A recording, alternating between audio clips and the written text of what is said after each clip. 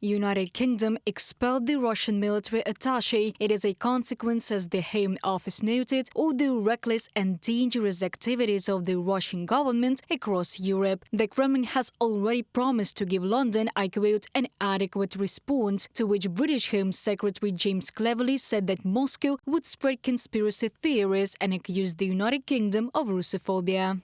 Russia thinks they can divide Europe through continued hostile action. They are wrong. Today we have announced we are expelling an undeclared Russian military intelligence officer and are placing limits on the amount of time their diplomats are able to stay in the UK. James Cleverly, Secretary of State for the Home Department, on social network X. Experts are confident that Russia does not have diplomatic leverage over London. After all, Western countries have almost no communication with Moscow, and the diplomats remaining in Russia perform only a technical function.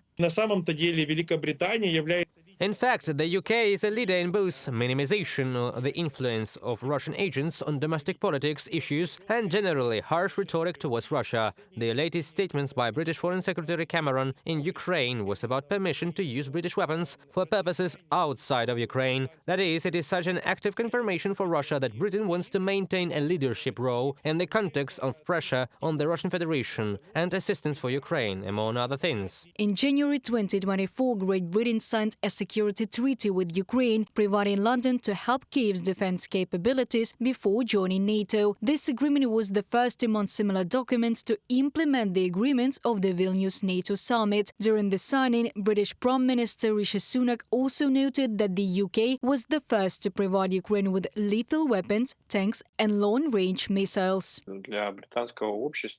For British society, it is quite clear who is the aggressor, who is the victim, and what values we, that is, Ukraine and Britain, have in common, what values we set.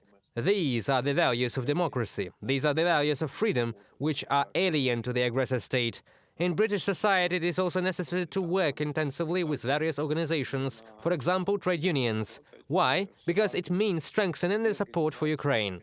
Experts are confident that assistance to Ukraine will continue regardless of the results of the parliamentary elections, which will take place at the beginning of 2025 in the United Kingdom. As analysts note, after the start of the full-scale invasion, the Kremlin lost its former influence on the world and, in particular, British politics, and it will not be able to split British society on the issue of supporting Ukraine.